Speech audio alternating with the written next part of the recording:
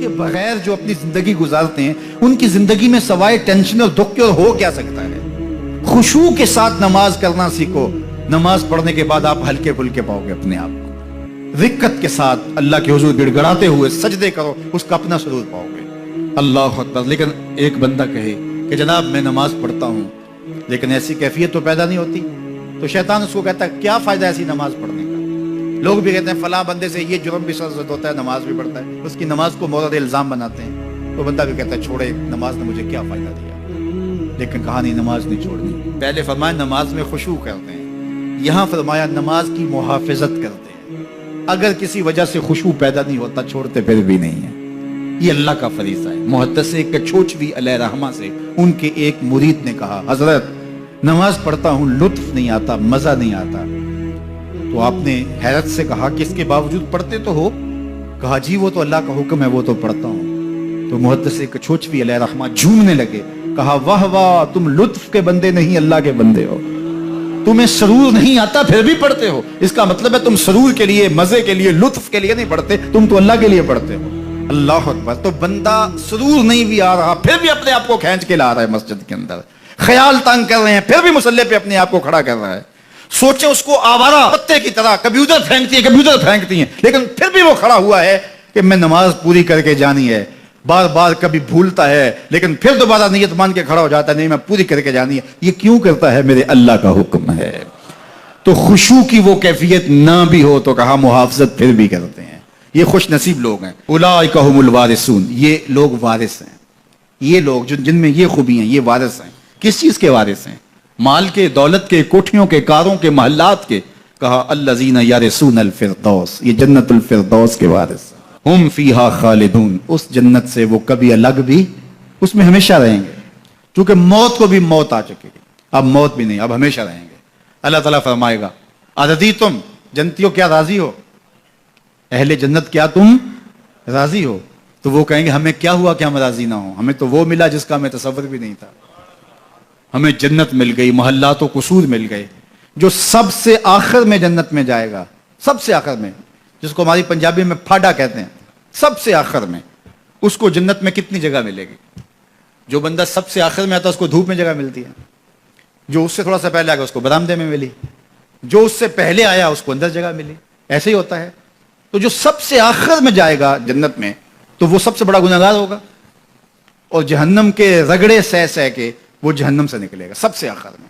بخاری شریف میں تذکرہ موجود ہے، اللہ کے حضور حاضر ہوگا اور اللہ اس بندے کو کہے گا بتا کیا چاہیے، وہ کہے گا مالک مجھے یہ چاہیے۔ اللہ فرمائے گا لکا ما تمنیت، جو تو نے آرزو کی جا سب کچھ میں نے تیری جھولی میں ڈال دیا، اب جنت میں چلا جائے۔ اب اس کو تو یہ ہوگا سایہ دیوار میں جگہ مل جائے تو غنیمت ہے، جنت کے کسی درخت کے نیچے جھونپڑا لگا لو تو کافی ہے، چلو کوئی 2 مرلے کا 3 مرلے کا کٹیا بھی مل جائے تو کافی ہے، اس کے لیے تو اتنا ہی کافی کہ جہنم سے نکل گیا۔ لیکن اس کو کہا جائے گا جا جنت میں چلا جا، اور تیرے لیے جنت میں دنیا سے 10 گنا جگہ ہے، دنیا سے، بخاری کی روایت 10 گنا جگہ، یہ 7 بر اعظم پہ پھیلا ہوا جہاں، اور اس کو 10 سے ضرب دے، اتنی جگہ اس کی ہے جو سب سے آخر میں جائے گا۔ جب اللہ یہ فرمائے گا تو وہ کہے گا اتسخر وانت الملک، میرے رب تو مجھے رب ہو کے مذاق کر رہا ہے، مالک ہو کے مجھ سے مذاق کر رہا ہے، بادشاہ ہو کے مجھ سے مذاق کر رہا ہے۔ اس کو لگے گا ہی نہیں کہ مجھ کو، میں ساری زندگی پاپ کرنے والا لیکن ایمان کا چراغاں تو اندر تھا۔ اللہ اکبر۔ آج نکلے گا تو جنت میں سب سے آخر جانے والے شخص کو کتنی جگہ ملے گی؟ دنیا سے 10 گنا جگہ دنیا سے سب سے آخری شخص کو، پھاٹے شخص کو ملے گی۔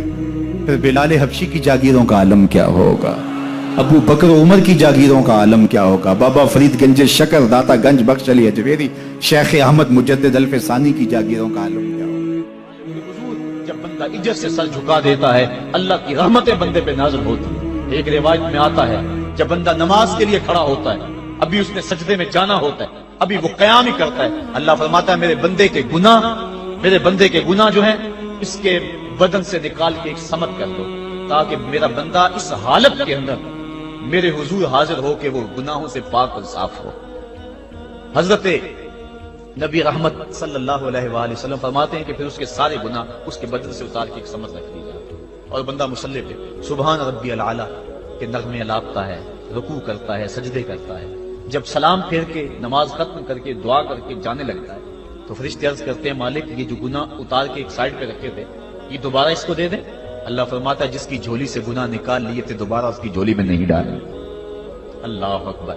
اور ایک روایت کے لفظ ہے کہ جب بندہ نماز کے لیے کھڑا ہوتا ہے اس کے کندھوں کے اوپر سارے گناہ آ جاتے ہیں اور اس کے سر کے اوپر گناہ آ جاتے ہیں۔ جب رکوع میں جاتا ہے تو کندھوں والے گناہ گر جاتے ہیں، اور جب بندہ سجدے میں سر رکھتا ہے تو اللہ تعالیٰ اس کے سارے گناہوں کو ختم کر دیتا ہے اور وہ بالکل پاک ہو جاتا ہے۔ حضرت سلیمان فارسی ایک دن ایک درخت کے نیچے کھڑے تھے، آپ نے درخت کی شاخ کو پکڑ کے جنبش دی، حرکت دی، موسم خزاں تھا، درخت کی شاخ کے سارے زرد پتے گر گئے۔ ایک صحابی پاس کھڑے تھے، انہیں پوچھنے لگے عثمان تو نے مجھے پوچھا نہیں کہ میں نے درخت کی شاخ کو یوں ہلایا کیوں ہے؟ انہوں نے کہا اچھا پھر آپ بتا دیں کہ آپ نے درخت کی شاخ کو یوں کیوں ہلایا ہے؟ کہا سنو پھر ایک دن میں اور چند صحابہ حضور کے ساتھ جا رہے تھے، رستے میں ایک درخت آیا، اس کے نیچے حضور کھڑے ہوئے، حضور نے اس طرح درخت کی شاخ کو پکڑ کے ہلایا، یوں پتے جھڑ گئے، ہم اس منظر کو دیکھتے رہے۔ حضور علیہ السلام نے فرمایا سلمان فارسی تو نے مجھے پوچھا نہیں کہ میں نے اس درخت کی شاخ کو یوں کیوں ہلایا ہے؟ تو میں نے عرض کی حضور آپ بتا دیں کہ آپ نے کیوں ہلایا ہے؟ فرمایا سلمان جس طرح اس درخت کی شاخ کو ہلایا گیا اور سارے پتے جھڑ گئے، جب کوئی بندہ سجدے میں سر رکھتا ہے نماز پڑھتا ہے اس کے سارے گناہ دھل جاتے ہیں اور وہ پاک اور صاف ہو جاتا ہے۔ ایک دن فرمایا صحابہ اگر کوئی بندہ اس کے گھر کے سامنے سے نہر گزرتی اور وہ دن میں 5 مرتبہ اس نہر کے اندر غسل کرے تو بتاؤ اس کے بدن کے اوپر کوئی میل کچیل رہ جائے گا؟ عرض کی نہیں۔ فرمایا اس طرح جو 5 نمازیں پڑھتا ہے اس کے بدن کے اوپر گناہوں کا میل نہیں رہتا۔ فرمایا الصلاۃ معراج المومنین، نماز مومنوں کا معراج ہے۔ عماد الدین الصلاۃ، نماز دین کا ستون ہے۔ حبب الی من دنیاکم ثلاث، الطیب والنساء وجعلت قرۃ عینی فی الصلاۃ، مجھے تمہاری دنیا سے صرف 3 چیزیں پسند ہیں، خوشبو، منکوحہ بیویاں اور میری آنکھوں کی ٹھنڈک نماز میں رکھی ہے۔ اور حضور نے یہ بھی ارشاد فرمایا من ترک الصلاۃ متعمدا فقد کفر، جس نے جان بوجھ کے نماز چھوڑی گویا اس نے کفر ہی تو کیا، یعنی کافروں والا کام کیا۔ حضرت امام فخر الدین رازی نے تفسیر کبیر میں لکھا حافظوا علی الصلوات والصلاۃ الوسطی، اس آیت کریمہ کے تحت ایک عورت مدینے کی گلیوں میں چیخ رہی ہے اور کہنے لگی مجھے حضور کے در کا پتہ بتاؤ۔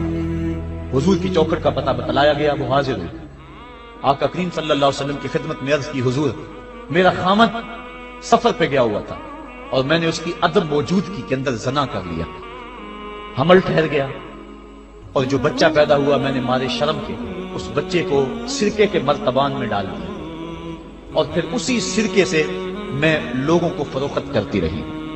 اب جب کہ میرا ضمیر جاگا ہے میں آپ کی خدمت میں حاضر ہوئی، مجھے بتایا جائے کہ میرے گناہ کا بھی کوئی کفارہ ہے۔ حضور نے ارشاد فرمایا جو تو نے زنا کیا ہے اس کی سزا رجم ہے کیونکہ تو شادی شدہ ہے، اور جو تو نے بچے کو قتل کیا ہے قتل کی سزا قتل ہے، اور جو تو نے سرکہ بیچا ہے فقد ارتکبت کبیرہ، تو نے کبیرہ گناہ کیا ہے، اس کی سزا تو قیامت کے دن پائے گی۔ اس کے بعد حضور فرمایا ان تینوں گناہوں کی یہ سزا ہے، لیکن جس طرح تو گھبرائی ہوئی آئی تھی میں تو یہ سمجھا تھا شاید تیری نماز اثر قضا ہو گئی ہے۔ اب آپ اندازہ کریں کہ نماز کی اہمیت کیا ہے اور ہم اس بات میں کتنی سستی کرتے ہیں۔ کسی سے پوچھا جائے نا آؤ نماز پڑھنے چلے، وہ کہتے ہیں بس یار میرے کپڑے پلید ہیں، کپڑے میرے پاک نہیں۔ تیرے کپڑے کیسے پاک رہ سکتے ہیں؟ تو اللہ کے حضور جھکنا نہیں جانتا، تیرے کپڑے بھی پلید ہے، تیرا دل بھی پلید ہے، تو اس کے حضور جھک کے تو دیکھ، قلب بھی ستھرا کر دے گا، تیری روح کو بھی پاکی دے دے گا، تیرے قلب کو بھی طہارت بخش دے گا۔ تو اس کے حضور آ جھک، اس کے حضور سجدوں سے اللہ کے حضور خراج پیش کر اپنی محبتوں کا۔ جب بندہ سجدے میں سر رکھتا ہے اللہ فرشتوں میں فخر کرتا ہے میرے بندے کو دیکھو نا بالآخر میرے حضور ہی جھکا ہے نا، کتنے گناہ کیے اس نے، کتنے جرم کیے اس نے، لیکن بالآخر میرے حضور آیا اور اپنے گناہوں کی معافی مانگتا ہے۔ فرشتوں گواہ ہو جاؤ میں نے اپنے اس بندے کی مغفرت فرما دی۔ تو اللہ کے حضور نماز پڑھنے والا، بلکہ ایک روایت مسند امام احمد بن حنبل میں موجود ہے، حضور فرمایا جب بندہ نماز کے ارادے کے لیے اٹھتا ہے اور وضو کرنے کے لیے جب پانی کا پہلا قطرہ چلو پہ لیتا ہے، چوں ہی اس کے بدن سے وضو کا پانی چھوتا ہے اللہ اس کے گناہوں کو معاف فرما دیتا ہے۔ جس نماز کے قصد کے لیے اٹھیں اور وضو کریں اور پانی چھوتے ہی گناہ معاف ہو جائیں، اگر اس نماز کا اعلیٰ درجہ سجدہ کر دیا جائے تو پھر مالک کی کتنی رحمت نازل ہوگی۔ یہ کتنی بڑی دولت ہے، یہ کتنا بڑا سرمایہ ہے جس سے ہم لوگ محروم رہ جاتے ہیں۔ آؤ اللہ کی رحمتیں سجدے میں ڈھونڈیں، سجدے میں پیشانی رکھ کے جب ہم اس کی رحمت کو مانگے تو وہ مالک ہمارے اوپر رحمت نازل کرے گا۔ آج پوری دنیا کے اوپر مسلمانوں کے ساتھ جو حالات ہیں وہ کسی سے مخفی نہیں۔ کوئی کہتا ہے کہ معاشی طور پہ مسلمان کمزور ہیں، اس وجہ کو بھی میں تسلیم کرتا ہوں۔ مسلمان کے پاس آلات حرب و ضرب بھی موجود نہیں ہیں، اس وجہ کو بھی تسلیم کر لیا جائے۔ سیاسی طور پہ مسلمان کمزور ہیں، اس وجہ کو بھی تسلیم کر لیا جائے۔ یہ ساری وجہیں اپنی جگہ پہ، لیکن یہ بھی تو سنو، مسلمانوں کی تعداد اس وقت 1,40,00,000,000 ہے۔ افرادی قوت اتنی کبھی بھی مسلمانوں کی نہیں ہوئی تھی۔ اس وقت مسلمانوں کے پاس ایٹمی طاقت موجود ہے، اتنی قوت عسکری کبھی بھی مسلمانوں کے پاس نہیں ہوئی تھی۔ 56 اسلامی ملک ہیں جن میں قیمتی معدنیات سے اور تیل کی دولت سے اور سونے کی قیمتی معدنیات سے یہ مسلمان مالا مال ہیں۔ کیا کچھ نہیں ہے جو مسلمانوں کے پاس نہ ہو، لیکن ایک دولت چھن گئی مسلمانوں کے پاس، وہ سجدے کی آبرو، وہ سجدے کی عزت، وہ پیشانی رکھ کے اس رب کو پکارنا جو سب سے اعلیٰ ہے، جو سب سے بالا ہے، جس نے موسیٰ کے فرعون کو نیل کی موجوں میں ڈبو دیا۔ کیا پوری امت مسلمہ 1,40,00,000,000 انسان سجدے میں سر رکھ کے سبحان ربی الاعلیٰ کے نغمے آلات کے اپنے رب سے گزارش کریں اور اپنی امت کا رونا روئیں؟ کشمیر میں لٹتی ہوئی جوانیاں اور قدس کے اندر بہتا ہوا خون، شبرغان سے لے کر کابل و قندھار تک اور موصل سے لے کر تقریب تک مسلمان کے اوپر جو ظلم و تشدد ہو رہے ہیں، اپنے رب کے حضور اس کا دکھڑا سنائیں اور اپنے مالک کو کہیں میرے مالک ہم لٹ گئے، ہم کٹ گئے، ہم پٹ گئے۔ اسلحے بھی موجود، افرادی قوت بھی موجود، سیاسی طاقتیں بھی موجود، لیکن اس کے باوجود مسلمان دبتا چلا جا رہا ہے۔ اسی کشتی کو ہے خوف تلاطم صدحیف منہ موڑ دیے تھے جس نے بڑھتے ہوئے طوفانوں کے، جو 300 ہو کر جرأت اور وہ طاقت اور وہ عظیمت کی داستانیں رقم کرتے ہیں کہ مالک تو بھی اس دن کو یوم فرقان کہہ کے پکارتا ہے۔ آج وہ امت بیچ منجدار کے اس امت کی کشتی ہچکولے کھا رہی ہے۔ ہماری فریاد، ہمارا استغاثہ تیرے سے ہے، میرے مالک ہمارا کھویا ہوا وقار بحال کر دے اور اس امت کو اس مرتبہ کمال تک پہنچا دے جس مرتبہ کمال تک یہ امت پہلے پہنچی تھی، اور ان کا کھویا ہوا وقار بحال کر دیا جائے۔